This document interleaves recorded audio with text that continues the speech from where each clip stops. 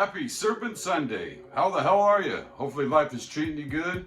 My name's Adam, and this is Goolsby Serpent.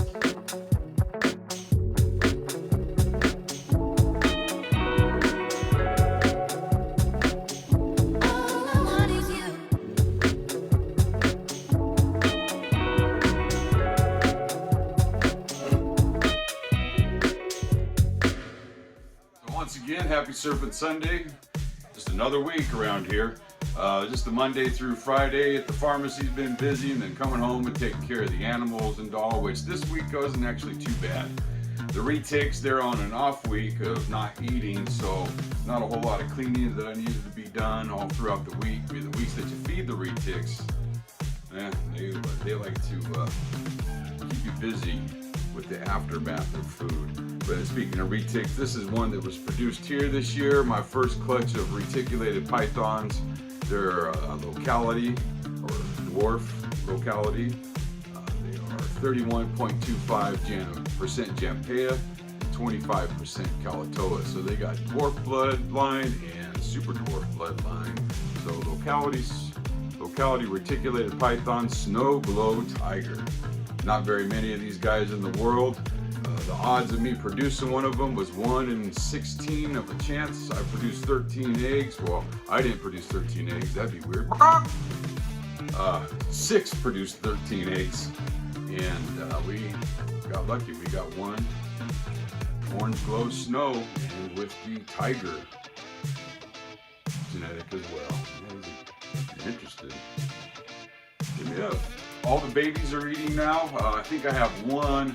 The yellow belly pied that was in last week's video is the only one that is not eating a meal. Everybody else is eating a meal that's been hatched out. The retics, they've had 4 or 5 meals. Clutch one of the ball pythons, they've had 4 meals now apiece. So they're eating really well. So if any interest in any of those, hit me up. Clutch 2, they've had 2 meals apiece now. And then Clutch 3, they've all had 2 meals now, so everybody's eating good there. This weekend, right behind here, so today marks day 54 for 2 clutches. One being our carpet python clutch. I'm really excited about that. First time I've ever produced carpet pythons. Total of 6 eggs in there. 1 is totally dead. We got 5 good eggs, so hoping for 5 healthy babies, of course. And then the other clutch that's on day 54 is our piebald clutch, another piebald clutch, and that was Elvira, who is piebald, and then bred her to Hexus, and he's a super orange dream yellow belly het piebald. So I'm looking forward to seeing those babies. We'll get some pips with those. We probably go live here on YouTube. But this week we're going to go ahead and talk about, well, I'm thinking about buying a ball python, so what's the best thing I should do? Set up their home first, and we're going to get started. You guys, to set up a home for the ball python, we've got a bit of a list.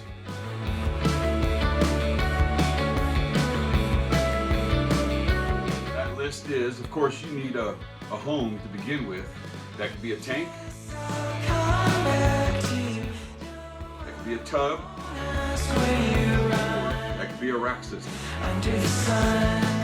With the tank, you're looking at, if you go to one of the big brand pet stores, there's one that has, I think they refer to them as dollar days. So you're buying a tank for $1 a gallon, so a 10-gallon tank for a baby ball python is sufficient for a bit of time. You get a tank for $10, but you're looking at PVC enclosures and you're looking at $200, but that's the one-time investment for a ball python that's going to last you the life of that ball python. 2 is a thermostat. That's the most important part of the setup for your snake, your ball python. The reason being is that, of course, that it needs heat, and we have to regulate that. We do not want to start any fires in our home. We do not want to light the snake on fire as well, which they don't catch on fire, but they get badly burned. 3, probe. Now there are times that particular brands of thermostats, they have the probe already built into the probe's built into the thermostat. There's other thermostats like the Herbstat 2 that you have to have aftermarket probe. they do not come with probes. Well, actually, I'll take that back. When you buy a Herbstat, they do come with probes, but you actually have to plug them in. Real quick example, these that you can find at the major reptile shops, pet stores, will always have these zoo meds. They work perfectly fine, but just real quick, so thermostat, sometimes you already have your probe connected to them. 4, of course, you need a heat pad. Definitely need a heat pad. This guy right here is our heat pad. Once again, all the major pet supply stores, you get these heat pads. The heat pads are set up for different sizes for tanks. Those things have to have a thermostat on them. You also need lids. Some of these tanks, the way they're built, they come with a lid built into them, so they slide out. Of course, they're just an aquarium that you're purchasing, and you're making some modifications to make an aquarium a reptile home. You will need to buy a lid. Now, this lid's modified a bit with some aluminum foil tape. That's another part of the list, which is a little bit further down. We'll get to that, but aluminum foil tape as well. But these aftermarket lids, you will definitely need. They come with these locks on them, and I will demonstrate how they work on the tanks as well. Another item you need to set up the outside of the home for your snake is a dome light. And most importantly with this dome light, you want a dimmer switch on it. This is a lifesaver right here. This will help you tune in the temperatures, the ambient temperatures of your snake's home. Real important on this, with the dimmer switch, and the reason being is that within the dimmer switch, I have always ran what people refer to as a CHE. C, ceramic, H, heat, E, emitter. So ceramic heat emitter. Another one for the outside of the tank. Now I already showed off a little bit of aluminum foil tape on that side, on the lid, but this is for the lid itself. This will help keep in humidity inside the enclosure. Some electrical tape. The reason why you want electrical tape is that you have to tape the probe down onto the tank somehow. My safest, or messing with electricity, electric wires, electrical tape. And then the last thing, here, this foam board will help insulate the tank. So it insulates the tank, and 2, provides a bit of security on the sides and on the back of that snake. It doesn't see the whole world outside, it's only seeing that front view of foam there. So, how do we set it up? Let's do it. All right, so the first thing that we're going to set up is the probe under the tank. Some people will place the probe inside of the tank. Problem is snakes in there. It moves the probe off of the heat pad, and now the heat pad's going to continually run, or the probe isn't moved and the snake needs to relieve itself, and now there's pee all over this probe, and now the temperature of the tank is off as well. We're going to set this up on the bottom of the tank. So electrical tape needed, just to get some strips on this here to get it stuck to the bottom of the tank.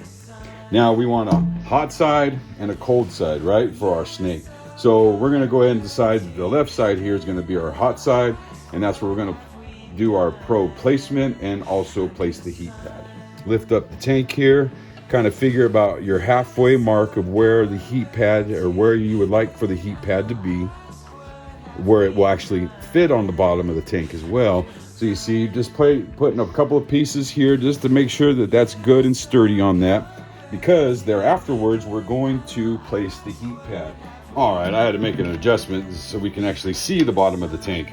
So this is the heat pad. Now the heat pad, right out of the box, this one of course is being used. Use it for demonstration purposes, of course.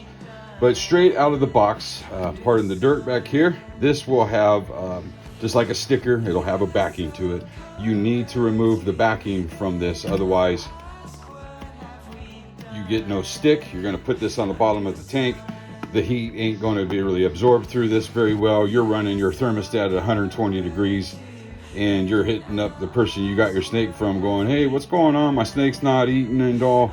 Well, so you got to take this off for your animal to receive the heat. that meaning the paper here. So once you got that paper off and all, we do have our probe sitting down here. I like to run the probe to where the probe wire is going to be run basically along this here. I may need to adjust that there. As we can see, we got that curvature. Here we go. So say we wanted to set it up with the pad going sideways like this. Here's the left side of the tank, and then we'll just move to the right. There's the right side of the tank. So as you notice here, the heat is about 50-50 split here. Whenever I ran tanks and all, I like to change this to where it's not running this way, so I have a better heat gradient across the entire tub for the animal, or the entire tank for the animal, a better heat gradient. Have the heat pad sideways, so there's a little bit more of possibility of a heat gradient, different heat gradient going on for the ball python. So they got their hot spot here, they move along, it's a bit medium, and then you move to the other side of the tank, and then you got your cold side here.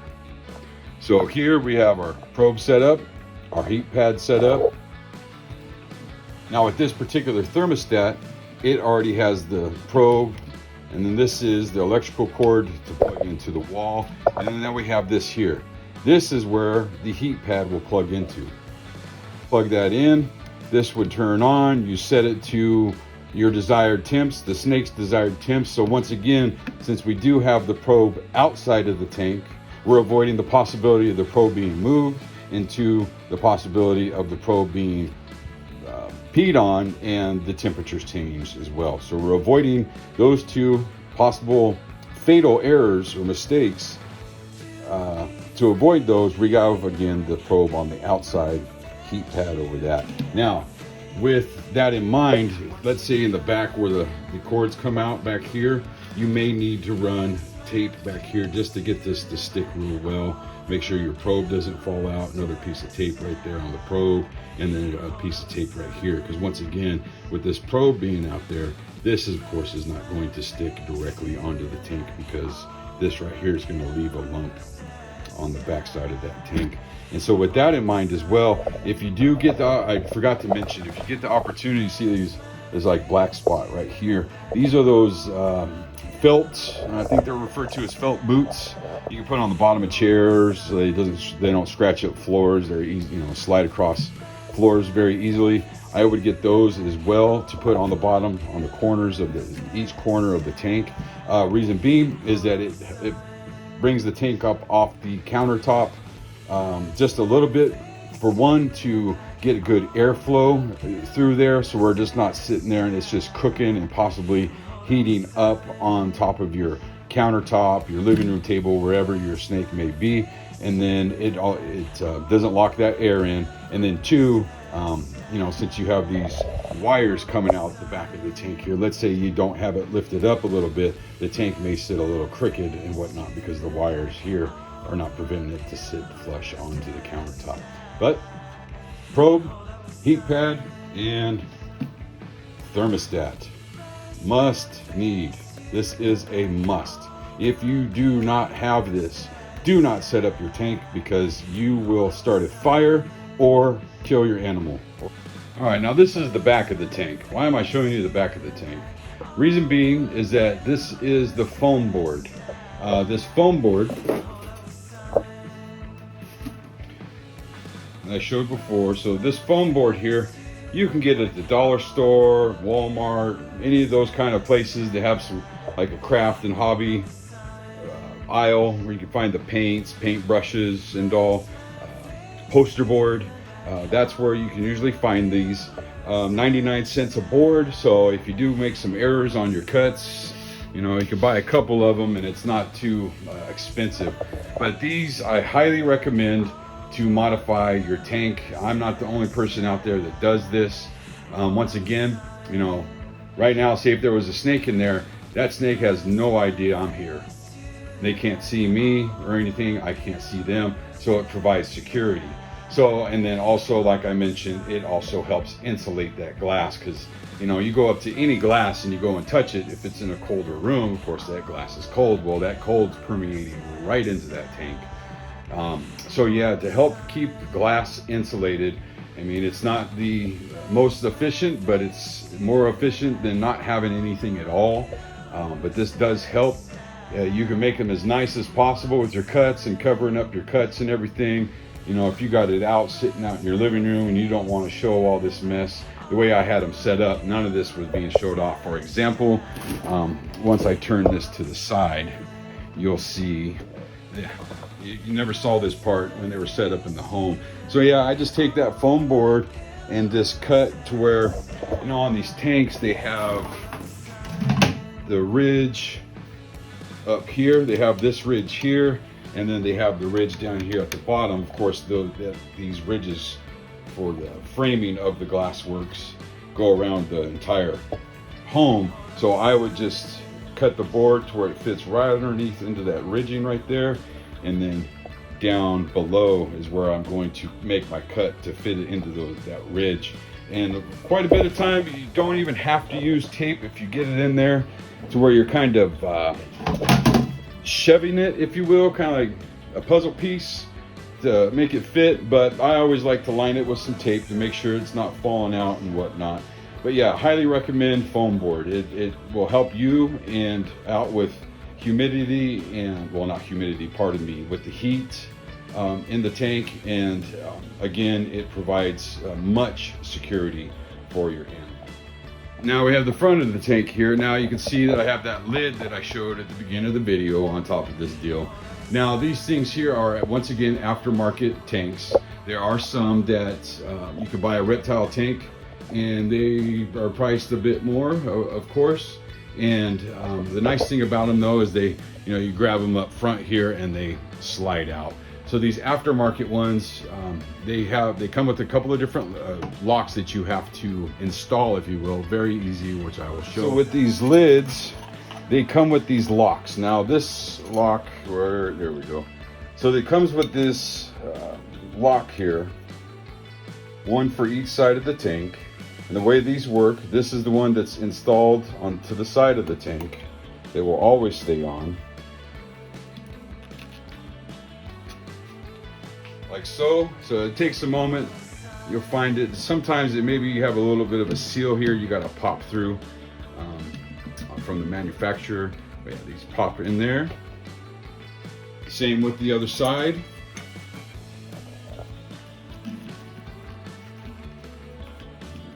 Pops right in there, so it just slides right into, once again, the ridge, the mount, the framing of the glass works here. So it slides right in there. Once those are on, got the lid on, and then we have our mount here.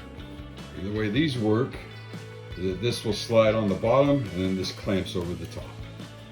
So we got that ridge right there, and then on that lid, it just prevents that from opening up. The HVAC tape or aluminum foil tape. A couple uses. One, you could use it to close up that back of the heat pad to make sure that heat pad doesn't slip out, or the probe doesn't slip out of the heat pad. The heat pad stays stuck to the bottom of the enclosure. But also the aluminum foil, the biggest use on this, or the aluminum foil tape, HVAC tape, is that we're going to, with these lids, these aftermarket lids, of course, they're screens. So we want humidity to stay in our snake's home. We also want heat to stay in our snake's home. And the two things that we need in here will, if we don't have this, will rise directly out of there as soon as possible. Heat, humidity rises. So we got a good amount of heat and humidity cooking in here, but we have this wide open. It's not going to stay in here at all. This snake is not going to have a thriving home. We want to try to lock in as much heat and humidity as we possibly can within perimeters into this home. The perimeters with those is that we want 78 to 80 cold side over here, and then we want 88 to 90 of a hot side over here, so we can digest foods with our hide over here, and maybe we got a water bowl sitting right here. We're going to get into that next week. Now we're going to stay at the top of the tank here, and as you can see why we closed up that lid the way we did with the HVAC tape, because we got a decent size dome light sitting on the top here. As you can see, it basically goes side to side. You can actually put some HVAC tape in here and close this up even more if you needed to, if you're having a little bit more problems and need a little bit more help with humidity levels. And levels will be just fine in there for your snake, but this HVAC tape and the combination with your dome light sitting, maybe you have your heat emitter up here and you want to have a light on your reptile home. Me, I don't run lights on my reptile homes and all. Reason being is that during the day, if you do not see your ball python, that means that you're doing a great job with your ball python. They usually hide during the day. If your ball python's out running around, looking like it's basically looking for security within its home during the day, you definitely need to check your heat levels, your humidity levels. It's a good sign that your snake is not secure and or comfortable within its own home. So you want to do some adjustments and readings and all. This serves the purpose is to creating an ambient temperature all around here. So of course you're going to have a little bit hotter of a heat source coming down right at the middle of the tank, and then it disperses through. So this helps out because we want to keep an ambient temperature of about 82 to 84 degrees within that home. But with all the air that we actually breathe, not with what we're touching is 88 to 90, 78 to 80. But what we're breathing, what the snake's breathing, is 82 to 84. So this here, this heat emitter, will help us with the help of this dome light key right there with the dimmer switch. This lets you adjust the levels of how much wattage is being fed to the CHE to get the appropriate heat into our home for our snake. I always would take this arrow right here, there's the off, and I would dial it in to where the arrow was kind of like in between the O and the F, just right at that mark. And then they can be real touchy. So what I would like to do as well is that once you, and you may want to do this for yourself, is once you find the pinpoint of perfection for this, is make a little mark with a marker or something like that, just so you know where to put that arrow on the device here, just to help you out to keep that snake good, thriving, comfortable. That last deal here, the dome light and with the dimmer switch and the heat emitter, this is helping us getting this knocked into like 82, 84 degrees. We got our heat pad helping us out with our 88 to 90 degrees surface temps. And then we got our cold side with surface temps of 78 to 80.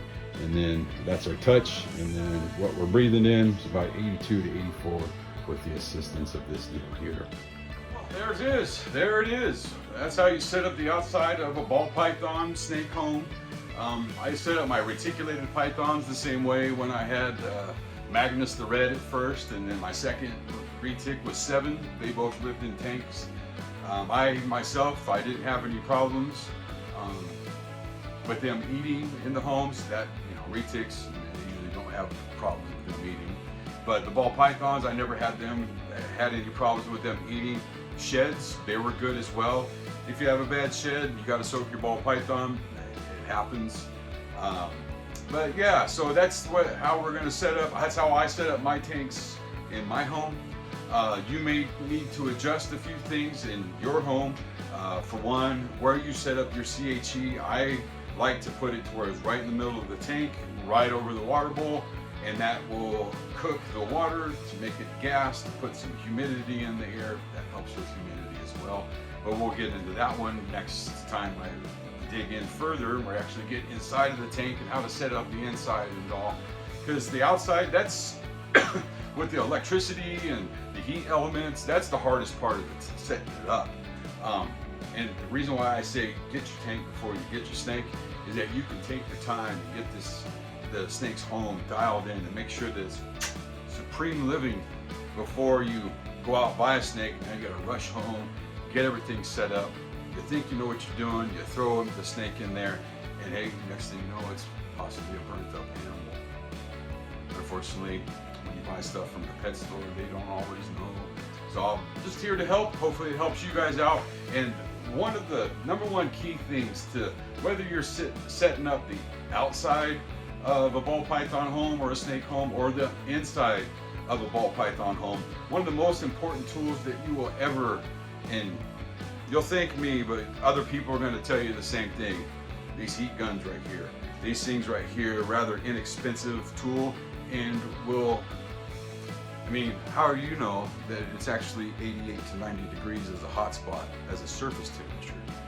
Because other than that, you're using like maybe your meat thermometer or something like that to try to get a reading. But these things here, point and click, and they'll tell you exactly what the surface temps are. You know, sometimes they fall out of calibration, you get them, but I think they're $16, 20 bucks a piece. They have other ones that you can get at, I know for one, Reptile Factory in Riverside, California. They have guns like this. They also have different ones. Zoom Ed makes them, but so there's different brands. So probably the number one tool that you can buy for yourself to help out you as a snake keeper, because this will tell you your surface temperatures. We'll get into what helps you read your ambient temperatures. Your ambient temperatures cooking from your CHE and all, and what your snake's breathing in. But what is your snake sitting on? How hot is it really in your snake's home? This right here, this is the key of gold when you're looking for what your temps are in your snake's home. So hopefully I helped you guys out this week, and I appreciate you guys stopping by, hanging out with me, and I'm having fun making these videos. You know, we've been talking about snakes, showing off some snakes, but I wanted to help some people out that maybe you've never had a snake before. And if you've never had a snake before, set up your home first, invest in the home, then find your snake. If anything, it just gives you a little bit more time to find that killer snake you really want. And speaking of, I have some killer snakes available. But you guys have a good week, and happy Serpent Sunday once again. We'll see you soon.